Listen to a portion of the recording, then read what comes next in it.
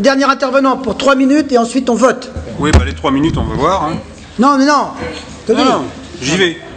Okay. Donc moi, le chiffre que je vais retenir, c'est pas les milliers et les millions, ça va être les 21 salariés qui effectivement risquent, compte tenu pas de la décision d'aujourd'hui, mais des décisions antérieures, d'avoir des difficultés demain pour pouvoir travailler sur le site de l'aéroport. Je dis ça pourquoi ? Parce que depuis des mois, je l'ai dit ici, j'ai repris le dossier. Michel, je t'ai pas interrompu quand tu as fait un historique suffisamment large pour pouvoir expliquer les choses qu'on connaissait tous.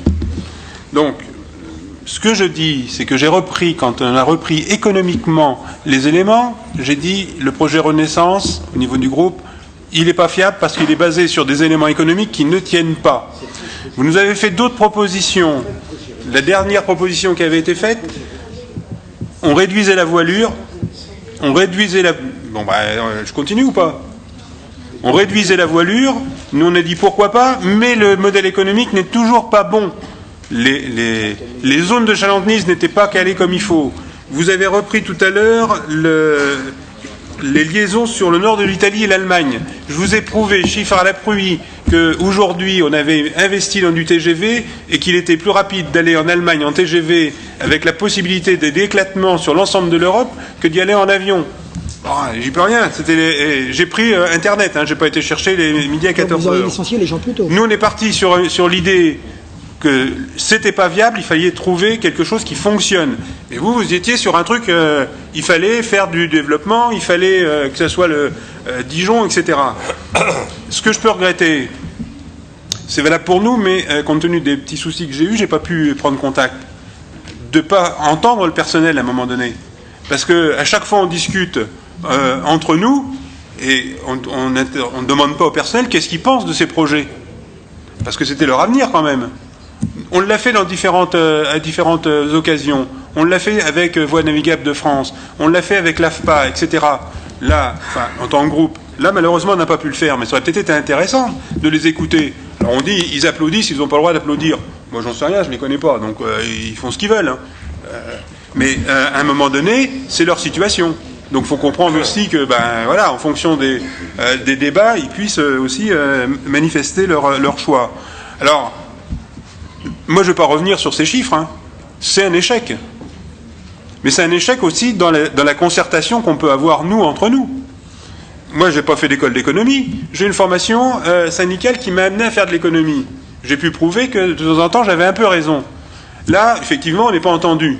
Sauf que j'ai un peu raison, quand même. Parce qu'on arrive au bout, mais effectivement, le modèle, il ne tient pas. Comme c'était écrit... Enfin, c'était même pas écrit, c'était un panneau qu'on rentrait dedans sur la zone de chalandise qui était prévue dans Renaissance. Quoi. Ça suffisait d'ouvrir le cahier, de regarder, et un gamin de maternelle s'apercevrait que ça tenait pas. Quoi. Mais nous, on a continué.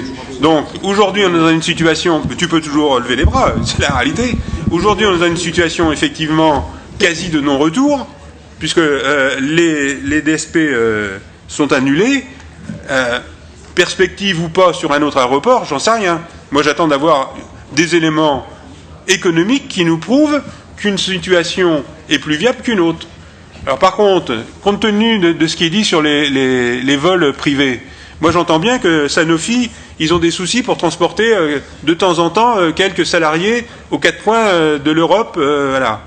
Alors, c'est pas mon mentor, mais un dénommé M. Bourgoin qui possédait la Chayotine il y a quelques années, lui, au moins, il avait réglé son problème, puisque dans Lyon, il n'avait pas de piste d'atterrissage pour ses avions.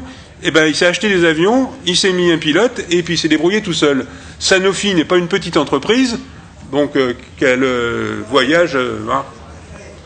Et puis, alors, juste sur le modèle économique, on l'avait dit aussi dès le départ, alors bon, il y a des salariés qui travaillent, donc les salariés ils sont pour rien, mais le modèle économique du toujours moins cher, il a ses limites, on en est là. On passe avec la société Twin à 19 salariés, mais 0 employé, puisqu'on fait tout par réservation par Internet.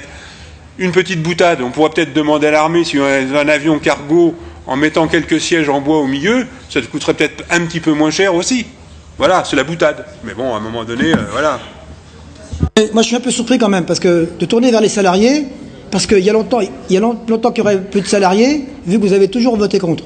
Hein? Donc, si, vous avez toujours voté contre ou abstenu, toujours. Donc il y a longtemps qu'il n'y aurait plus de salariés. À chaque fois, et la dernière fois, vous pouvez aujourd'hui pleurer sur les salariés, vous avez toujours voté c'est contre. pas vrai, ça c'est un outil que tu utilises aussi sur le nucléaire avec d'autres, ça ne marche pas, on n'a jamais voté contre, on s'est abstenu.